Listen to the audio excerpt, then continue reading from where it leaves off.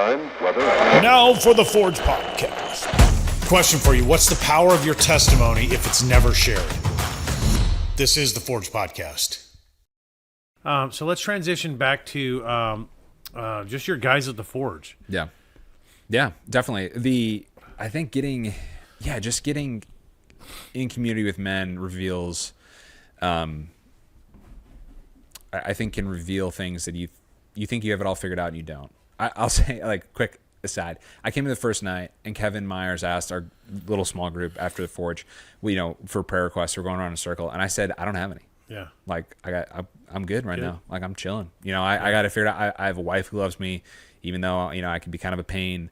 We got dual income. I work from home, so I'm with her all the time. I'm young, I'm healthy. I was like, I have nothing to pray for. And looking back now myself, it was like, you had no idea the amount of things that needed to happen to you and continue to happen to you now, and will the rest of your life, in terms of getting a richer relationship with the Lord and richer relationship with people around you, having more meaning in your life and purpose.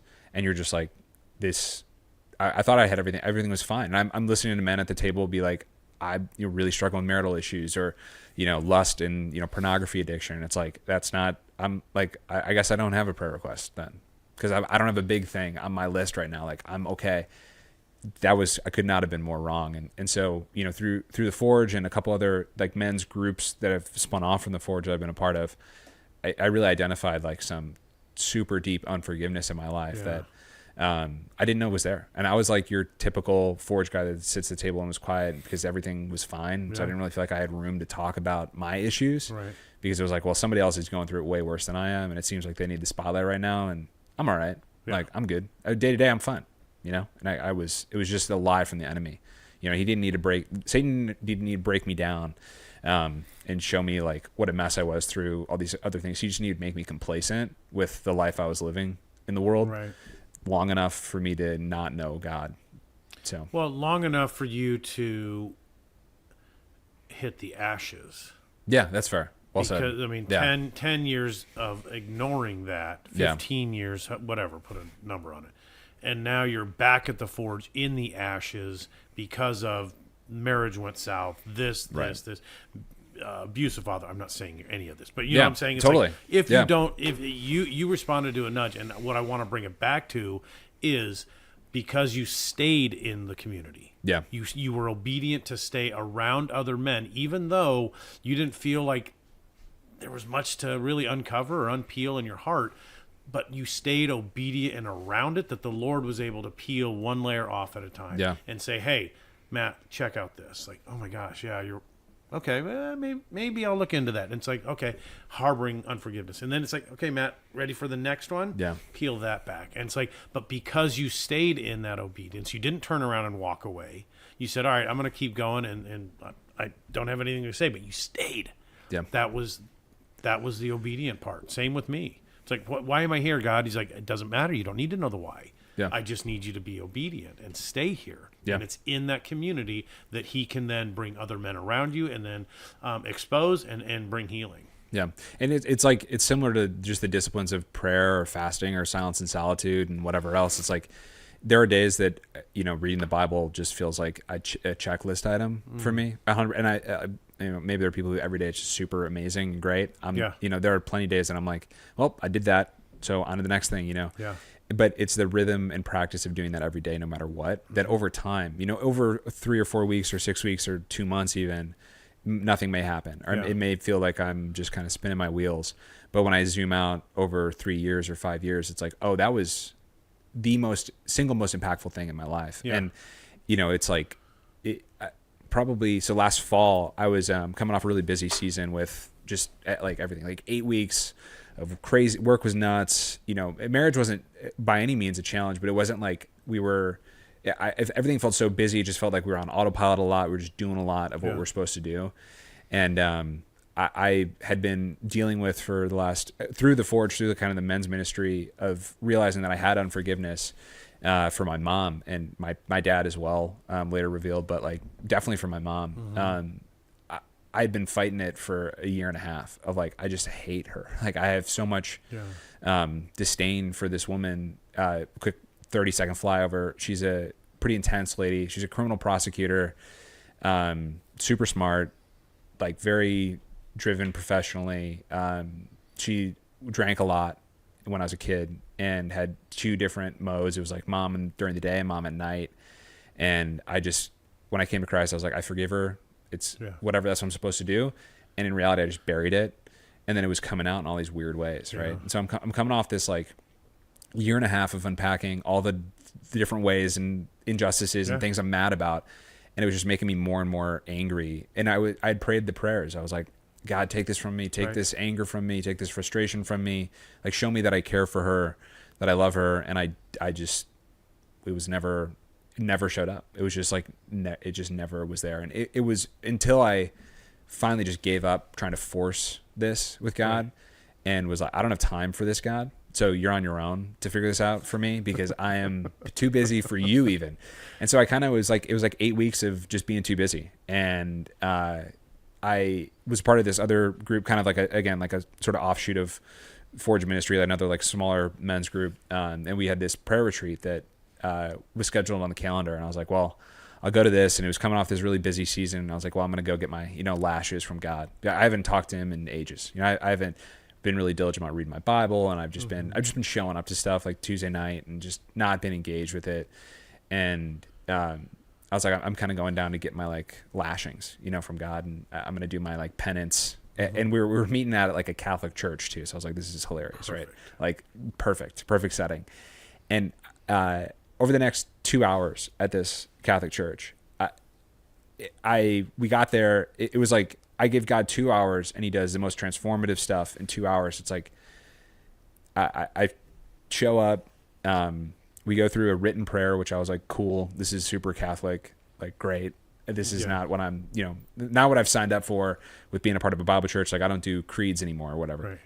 It's my own, indignation and upsetness more than anything else. And like, so I show up. We break, don't talk to anybody, just walk around, just be with God for 2 hours. So this is a scheduled thing, like forced on me versus, whatever. And in hindsight, God was just like, I'm going to make 2 hours for you and me. If you can't find it, I'm going to make it happen. This is like the ashes thing. And I walked over to the worship, the church area, the actual like church, sat down in the pew, nothing, just silence for 20 minutes. And I heard God's voice. And I've heard other people say this before, that God's spoken to them. And I've always thought it was just a way to be like really emphatic about God really feeling something. But I heard like as if somebody was sitting next to me say, you're not mad at this church. And it was like, but I am though. Like, you've got to twist. I totally am upset with this church. I hate the iconography. I hate that Jesus is on the cross. I hate what they believe. I hate the work salvation. I hate everything. And just like hate was my response, was like, no, but I do hate it. And it's repeated again and again. Like, you're not mad at this church. You're not mad at this church. Oh, Goodwill Hunting. Yeah. It's not your fault. It's not your fault. It's not your fault. Right. Exactly. It felt kind of like that. And and it was sort of a similar response. I just broke down and I started just weeping, sitting in this pew alone. And I kind of picked my head up and I looked around and I didn't have that feeling anymore. And I was kind of grabbing for it. Like, where's this hate that I've known for so long toward this institution? And it just wasn't there. And I was like, man, this is great. And now I'm not even thinking about how, over the last 8 weeks, I've kind of been running from God and I haven't been giving him time. I'm just thinking about, I'm like, man, I'm living like, this is great. And so I stood up and I was like, well, I got time. So I'll just walk around and see what else there is. And as I was walking out, there was a little statue. And it was a paraphrased verse from, I think, John 15 that said, like, as I have done for you, you also should do. And it was Jesus washing feet. It was like a bronze statue. I was like, okay, that's kind of interesting. So cool. For the first time looking at a statue of Jesus, not being angry at it, that it's, depiction of Christ and whatever else. So I was walking around and they had this sort of like little stone path. And in the center of it, you kind of like followed this circular maze to the center. And in the center of this path that I'm kind of walking on, coming off this like super spiritual high with God, I show up in the middle and it says, I just look down and it says, forgive mom. Somebody wrote it in the sand. And I was like, I just broke down. And I wasn't even thinking about my mom at that point. I was thinking about the church and I was thinking about like, it's a beautiful day and stuff. And it was just, and it gone, like in an instant, gone, not mad. And I, again, stood up like grasping for this anger and frustration that I've known for so long. Yeah. And I realized two things in the back end of this, that I came to this thinking I was going to get punished. God showed me grace and asked me to do the same.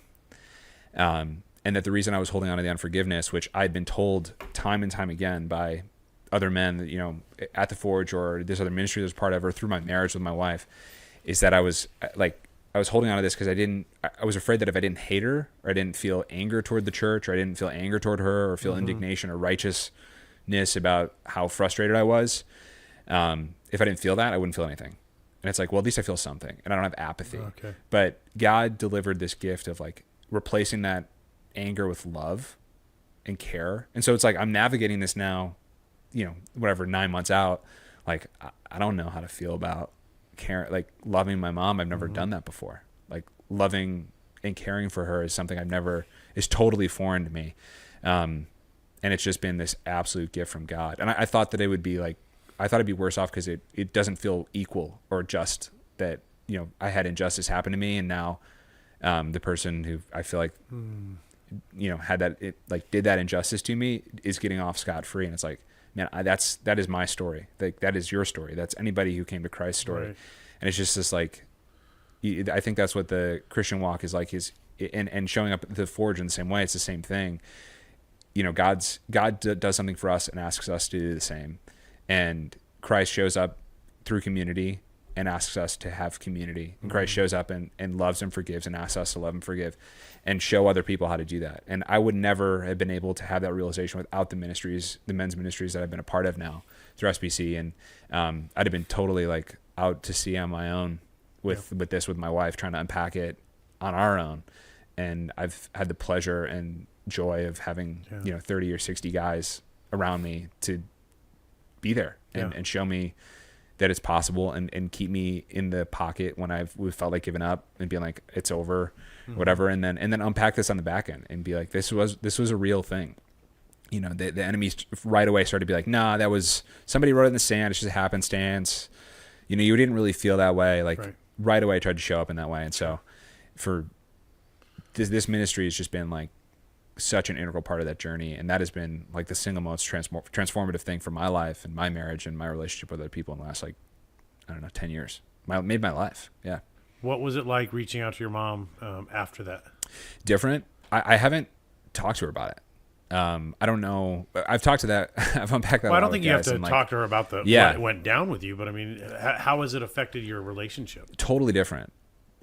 Totally agreed. Yeah, I don't think there's a requirement. I think it would do relationally more harm than good, for sure, given where she's at currently, still in the same situation and way of believing and behaving. Sometimes we feel like we have to, I forgive you. Like that's right. It's like almost, that can come across as very condemning. Of course. And judgmental. It would 100% do that. And it would set our relationship back so far for no reason. It's like, it's forgiven and moved on from. And so with regard to this, like how that's affected my relationship with my mom now, the patterns of hurt that happened with my mom when I was a kid come up again in adulthood with other relationships, specifically with her a lot because it was her.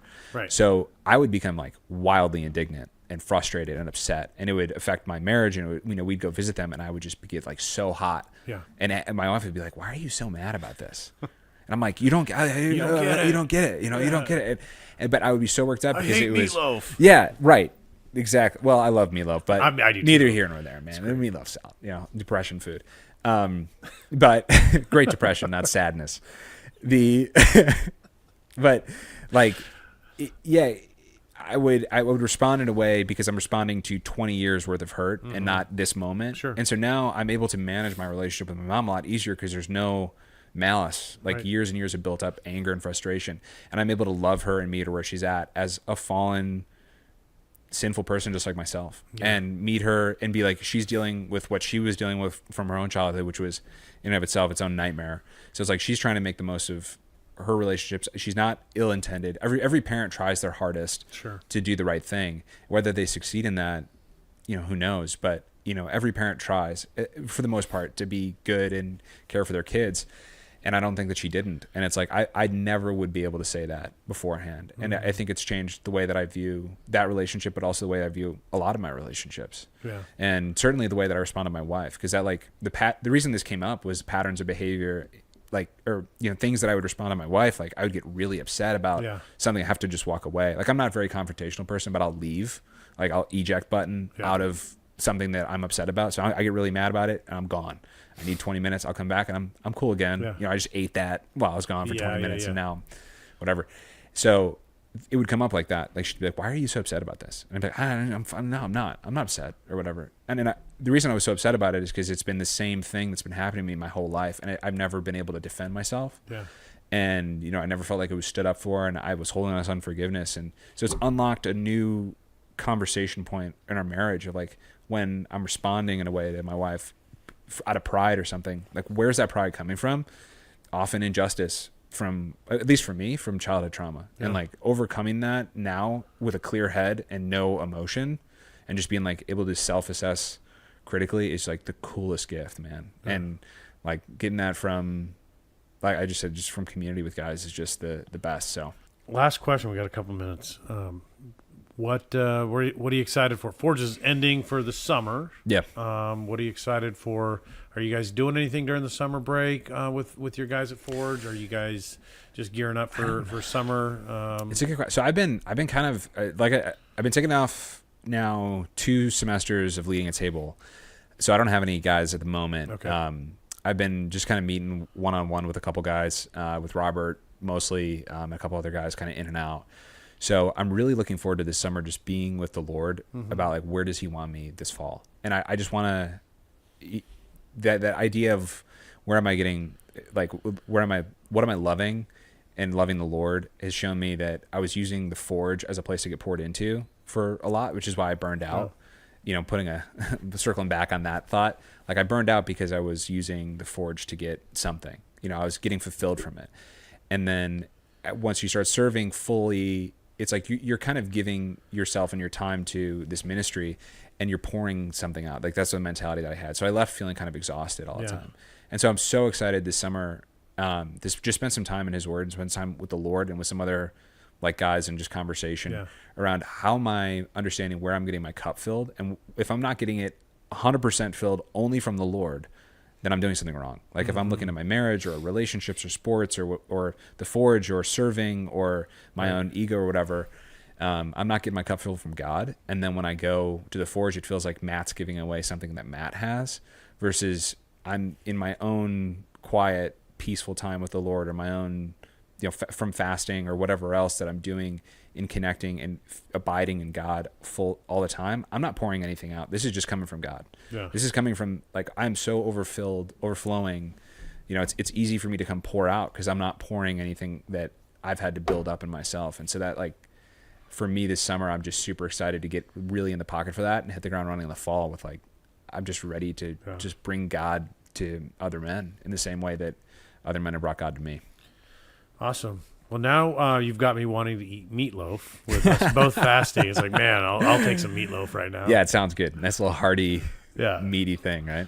Well, hey, dude, thanks for making the time. Awesome to really keep running into you the last month, 2 months. Weird. So, really really enjoying getting to know you, and I look forward to the future. Yeah, likewise. Thanks for having me on and this conversation. It feels, I understand this is the nature of it, but it feels weird to not ask you a lot of questions too. So it's sort of, somebody brought that up. Like, they're like, man, you ask all these other people questions. We don't know anything about you. I know. So I'm like, oh, maybe people can ask me one question. I mean, I don't know. I mean. Yeah, I feel like it's just how podcasts work, you know? Yeah, like, I mean, there's like a I think over the duration of it, you'll get to know me a little bit. Yeah. I guess. I don't know. Yeah, it feels like a different kind of conversation. So I hope that it was helpful and people find it, you know, meaningful, because I felt like one-sided. Just sharing all of my thoughts. No, you touched on so many great points. I think 1, community. 2, realizing this happens a lot. As guys, we don't think we need community. You mentioned that until you get in it and you're like, where has this been my whole life? Right. And it stirs something in you that only the Lord can do, and that's community of other men. that are like-minded in Christ, and that does something that nothing else can do. Yeah. So you touched on that.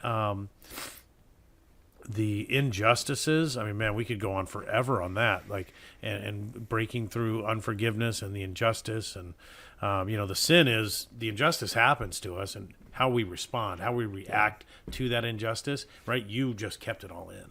Yeah. Right. And I thought you touched on so many great things. Oh, well, good. I'm glad. I mean, thanks for kind of bringing them out and just the conversation in general. I hope people find it meaningful. I mean, these so far, the ones I've listened to have been so powerful individually. I love this medium for receiving and hearing and getting to know people better, for sure.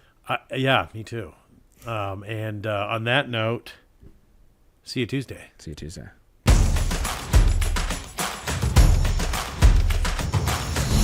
Thank you for listening to the Forge Podcast.